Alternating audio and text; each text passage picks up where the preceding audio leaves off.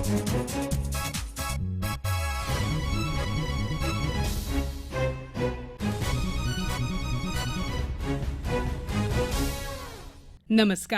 प्रादेशिक समाचार दर्शन के आज के अंक में आप सभी का स्वागत है। इस अंक के जरिए हम आपको बताएंगे कि अलग अलग योजनाओं का लाभ किस तरह से प्रदेश के विभिन्न जिलों में मिल रहा है और बदल रही है उन जिलों की तस्वीर।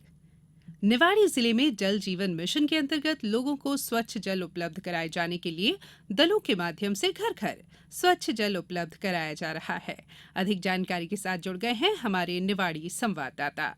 निवाड़ी जिले में जल जीवन मिशन के अंतर्गत लोगों को स्वच्छ पेयजल मुहैया कराए जाने के लिए मध्य प्रदेश शासन की ये परियोजना गांव-गांव तक काम कर रही है और लोगों को स्वच्छ जल पेयजल उपलब्ध कराया जा रहा है।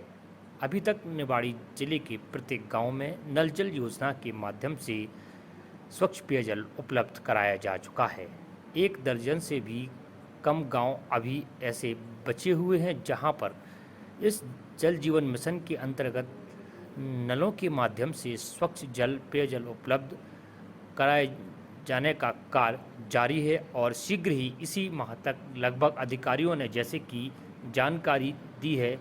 जल निगम के जो वरिष्ठ अधिकारी हैं उन्होंने बताया कि बहुत जल्द इसी माह तक कार्य पूर्ण कर लिया जाएगा और लोगों को स्वच्छ जल उपलब्ध करा दिया जाएगा। प्रादेशिक समाचार दर्शन के लिए निवाड़ी से विवेक दांगी। सतना जिला अब गांव-गांव में स्वच्छ पेयजल की उपलब्धता में आत्मनिर्भर होने की दिशा में तेजी से आगे बढ़ रहा है। सरकार द्वारा गांव में जल जीवन मिशन के सफल क्रियान्वयन से ग्रामीण परिवारों की जिंदगी बदल रही है। पेश है हमारे सतना संवाददाता की रिपोर्ट। सतना जिले की ग्राम पंचायत कचलोहा, मणिगढ़ा, पिंडरा आदि जो कि आसपास के कई गांव के केंद्र बिंदु भी हैं, अब जल आत्मनिर्भरता की श्रृंखला में शामिल हो चुकी हैं। पहले इन गांव में पीने की पानी की बड़ी समस्या थी। गर्मी की शुरुआत में हैंडपंप और कुएं सूख जाते थे। नल जल योजना के सफल क्रियान्वयन से इन गांव की तस्वीर बदल गई है। अब इन गांव के हर घर में नल और हर नल में जल है। पूरे गांव में खुशहाली आई है। संबंधित विभाग द्वारा जल जीवन मिशन के तहत गाँव में शुद्ध पानी उपलब्धता का कार्य समय सीमा में पूरा कर अब इसे ग्राम पंचायत की पेयजल स्वच्छता समिति को सौंप दिया गया है। गांव में पीने की पानी की समस्या का समाधान होने से शिक्षा, स्वास्थ्य, आजीविका और रोजगार जैसी अनेक जरूरी गतिविधियों को भी सहयोग मिल रहा है। प्रादेशिक समाचार दर्शन के लिए सतना से मैं लाल बहादुर तिवारी। रायसेन जिले में लाडली बहना योजना पूरे उत्साह के साथ मनाया गया। ज्यादा जानकारी दे रहे हैं हमारे रायसेन संवाददाता। रायसेन जिले में मुख्यमंत्री श्री शिवराज सिंह चौहान की महत्वपूर्ण लाडली बहना योजना कार्यक्रम उत्सव के रूप में मनाया गया। जिले में करीब 2,43,427 लाडली बहनों के खातों में राशि डाली गई, जबकि रायसेन नगर में 8,000 से अधिक लाडली बहनों के खातों में राशि जमा की गई है। जिला मुख्यालय के वन परिसर में प्रदेश के स्वास्थ्य मंत्री डॉक्टर प्रभुराम चौधरी ने आयोजित कार्यक्रम में उपस्थित बहनों पर पुष्पवर्षा कर एवं आतिशबाजी कर लाडली बहनों का स्वागत किया। वन परिसर प्रांगण में लाडली बहनाओं द्वारा दीपों की रंगोली बनाकर लाडली बहना योजना के लिए मुख्यमंत्री श्री चौहान का आभार भी व्यक्त किया गया। जिले में 2,43,607 लाडली बहनों ने आवेदन किया था, जिसमें से 2,43,427 बहनें पात्र पाई गईं, जिनके खाते में 1,000 रुपये की राशि डाली गई। जिले में पात्र लाडली बहनों को मुख्यमंत्री शिवराज सिंह चौहान सहित स्वास्थ्य मंत्री डॉक्टर प्रभुराम चौधरी, विधायक रामपाल सिंह, सुरेंद्र पटवा ने घर घर जाकर पात्रता प्रमाण पत्र वितरित किए। जिले में लाडली बहनों के बैंक खातों को अपडेट करने में भी जिला प्रशासन ने विशेष अभियान चलाया। अवकाश के दिन भी जिले के समस्त बैंकों की शाखाओं को खोलकर खातों में अपडेट किए गए। रायसेन जिले के बमोरी कस्बे में मुख्यमंत्री शिवराज सिंह चौहान लाडली बहना सम्मेलन में शामिल हुए। प्रादेशिक समाचार दर्शन के लिए रायसेन से मैं दीपक कांकर। सीहोर जिले की मध्य प्रदेश राज्य ग्रामीण आजीविका मिशन के तहत महिला स्व सहायता समूह द्वारा स्थापित दीदी सोप यूनिट मध्य प्रदेश की पहली सोप यूनिट बन गई है। ज्यादा जानकारी दे रहे हैं हमारे सीहोर संवाददाता। सीहोर में मध्य प्रदेश राज्य ग्रामीण आजीविका मिशन के अंतर्गत महिला स्व सहायता समूह ने साहस के साथ बिना जोखिम की परवाह किए दीदी बात सोप नाम से गुणवत्तापूर्ण नहाने के साबुन का निर्माण प्रारंभ किया है, जहां ग्रामीण क्षेत्र की महिलाएं स्वयं उद्यमी बनी गुणवत्तापूर्ण कम कीमत के खुशबूदार साबुन का निर्माण कर रही हैं। इस साबुन की प्रदेश के 17 जिलों में खासी डिमांड है। हालत है कि डबल शिफ्ट में काम करने के बावजूद इसकी पूर्ति नहीं की जा पा रही है।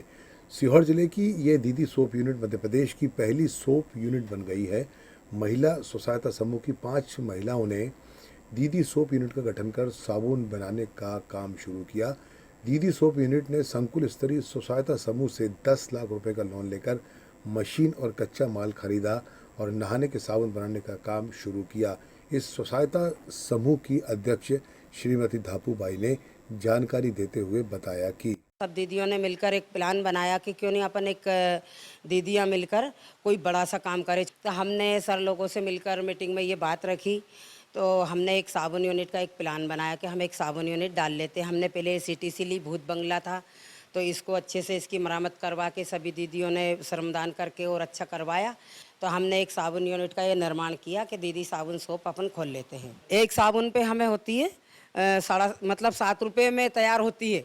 एक साबुन पे 50 रुपये ही तो 50 पैसे ही तो बचत होती है हमारी। 1000 रुपये बच जाते हैं रोज। तो हम उधर हमारी बचत में क्या, हमसे फिर किसी से मांगना नहीं पड़ता है। हम खुद ही इकट्ठा हो जाएगा हमारे पास इतना कि इतनी सक्षम कि हमारी यूनिट हम खुद ही तो चला रहे हैं। सीहोर में महिलाओं द्वारा खड़ी की गई नहाने के साबुन की यूनिट के सफल संचालन से सीहोर में महिलाएं आत्मनिर्भर बन रही हैं। महिला सशक्तिकरण की अनूठी मिसाल को देखने अब प्रदेश भर से स्व सहायता समूह से जुड़ी महिलाएं इस यूनिट का विजिट करने आ रही हैं। इस साबुन का जो भी इस्तेमाल कर रहा है वह दोबारा इसको खरीद रहा है। नहाने का साबुन बनाने वाली सीहोर की स्व सहायता यूनिट प्रदेश की पहली इकाई घोषित होने के बाद मध्य प्रदेश राज्य आजीविका ग्रामीण मिशन के अधिकारी इस नई पहल से काफ़ी खुश हैं। राज्य ग्रामीण आजीविका मिशन सीहोर के महाप्रबंधक दिनेश परफा ने जानकारी देते हुए बताया कि सीहोर का ये दीदी सोप यूनिट प्रदेश में महिला सशक्तिकरण का एक अच्छा उदाहरण बन गया है। महिलाएं स्वयं रोजगार भी कर रही हैं और उनकी अच्छी खासी कमाई भी होने लगी है।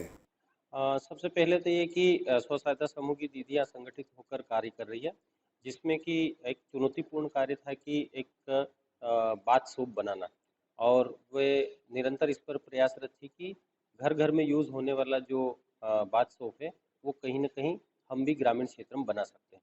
तो इस चुनौतीपूर्ण कार्य को उन्होंने चुनौती के रूप में लिया और उन्होंने पूरे प्रयास से एक दीदी सोप के नाम से उन्होंने बाथ सोप बनाया। मध्य प्रदेश के लगभग 12 से 13 जिलों में इसकी डिमांड और आपूर्ति हम अभी कर रहे हैं। मुख्य रूप से देखें तो देवास, राजगढ़, बड़वानी, बैतूल, उमरिया, सिंगरौली तक हमारा सोप जा रहा है। प्रादेशिक समाचार दर्शन के लिए सीहोर से प्रदीप सिंह चौहान। सुकन्या समृद्धि योजना को लेकर पन्ना जिले में किस तरह की प्रगति हुई है, बता रहे हैं हमारे संवाददाता। सुकन्या समृद्धि योजना भारत सरकार की एक छोटी बचत योजना है, जिसकी शुरुआत बेटी बचाओ बेटी पढ़ाओ अभियान के तहत की गई थी, जिसके अंतर्गत माता पिता या कानूनी अभिभावक कन्या के नाम से खाता खोले जाते हैं। इस संबंध में आज पन्ना पोस्ट मास्टर अजित कुमार तिवारी ने जानकारी देते हुए बताया कि अब तक जिले में इस योजना के तहत 3500 खाते खोले गए हैं। खाता खुलवाने के लिए बच्ची की आयु सीमा 10 वर्ष से कम होनी चाहिए। उन्होंने बताया कि खाता किसी भी डाक खाने और निर्धारित सरकारी बैंकों में खोले जा सकते हैं और अकाउंट को 21 वर्ष तक या 18 वर्ष की आयु के बाद उसकी शादी होने तक चलाया जा सकता है। सुकन्या समृद्धि योजना के लिए ब्याज दरें अप्रैल से जून फाइनेंशियल ईयर 2023-24 के लिए 7.6 से बढ़ाकर 8% प्रति वर्ष निर्धारित की गई हैं। यह योजना बेटी बचाओ बेटी पढ़ाओ योजना का एक हिस्सा भी है। प्रादेशिक समाचार दर्शन के लिए पन्ना से दिलीप कुमार शर्मा। सभी को अच्छा स्वास्थ्य और प्राचीन आयुर्वेद की जानकारी मिल सके, इस उद्देश्य से मुख्यमंत्री शिवराज सिंह चौहान के निर्देश पर रतलाम जिले में आयुष मेलों का आयोजन लगातार किया जा रहा है। अधिक जानकारी के साथ जुड़ गई हैं हमारी रतलाम संवाददाता। कलेक्टर नरेंद्र कुमार सूर्यवंशी के निर्देशन में आयोजित किए जा रहे इन मेलों में गांव के हजारों लोग अब तक लाभ प्राप्त कर चुके हैं। रतलाम जिले की अलग अलग तहसीलों के अलग अलग गांवों में इन मेलों का आयोजन जिला आयुष अधिकारी डॉक्टर बलराज सिंह चौहान के मार्गदर्शन में हो रहा है। इन मेलों में आने वाले लोगों का परीक्षण करने के बाद आयुष चिकित्सक इन्हें निःशुल्क दवाएं दे रहे हैं। साथ ही मधुमेह और रक्तचाप जैसे बीमारियों की जांच भी की जा रही है। खास बात यह है कि इस मेले में निशुल्क पौधे भी भेंट किए जा रहे हैं और साथ ही चिकित्सक उन्हें आहार और पोषण की जानकारी भी दे रहे हैं। देवारण्य योजना के तहत इन मेलों में स्थानीय पौधों के उपयोग के बारे में प्रदर्शनी भी आयोजित की जा रही है। इन प्रदर्शनियों में बड़े ही रोचक तरीके से बताया जा रहा है कि स्थानीय तौर पर उपलब्ध पौधों से लोग स्वस्थ रहने के साथ ही पोषण भी कैसे प्राप्त कर सकते हैं। बच्चों और खासकर युवाओं को जोड़ने के लिए लाइफ स्टाइल फॉर एनवायरनमेंट के तहत चिकित्सक उन्हें ये जानकारियां भी दे रहे हैं कि बदलते इस वातावरण में वे अपनी सेहत को बनाए रखने के साथ ही प्रकृति का संतुलन कैसे बना सकते हैं और इससे बीमारियों से कैसे बच सकते हैं। इन आयुष मेलों में कई तरह की गतिविधियां और रोचकताएं लाने के लिए नए नए प्रयोग भी किए जा रहे हैं। समाचार दर्शन के लिए रतलाम से मैं अदिति मिश्रा। गेहूं खरीदी के लिए निर्धारित तिथि 20 मई तक रीवा जिले में 70,629 मीट्रिक टन गेहूं की खरीदी की गई है। पेश है हमारी रीवा संवाददाता की रिपोर्ट। समर्थन मूल्य पर गेहूं खरीदी के लिए जिले में 119 खरीदी केंद्र बनाए गए थे। इन 119 खरीदी केंद्रों के माध्यम से 70,629 मीट्रिक टन गेहूं की खरीदी की गई है। रीवा जिले में अब तक 15,167 किसानों से 70,629 मीट्रिक टन गेहूं की खरीदी की गई। समर्थन मूल्य पर गेहूं खरीदी के पश्चात जिले में किसानों को 15,009 लाख रुपए की राशि स्वीकृत की गई। 10,041 लाख रुपए किसानों के खाते में जमा कर दिए गए हैं। रीवा जिले में अब तक 69,823 मीट्रिक टन गेहूं का परिवहन किया जा चुका है। प्रादेशिक समाचार दर्शन के लिए रीवा से मैं आरती श्रीवास्तव। प्रादेशिक समाचार दर्शन के आज के अंक में बस इतना ही। अगले सोमवार फिर आपसे मुलाकात होगी। तब तक के लिए नमस्कार।